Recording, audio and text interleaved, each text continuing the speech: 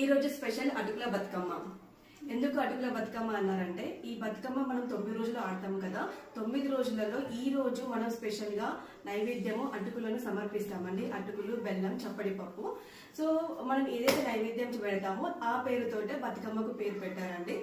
ఈ ఎందుకు ఇట్లా 9 రోజులు ఆడతారని అంటే, ఒక్కొక్క రోజుకి ఒక్కొక్క నైవేద్యం పేరుతో ఉంది కాబట్టి ఒక్కొక్క బతుకమ్మకి అలా పేరు ఉందండి.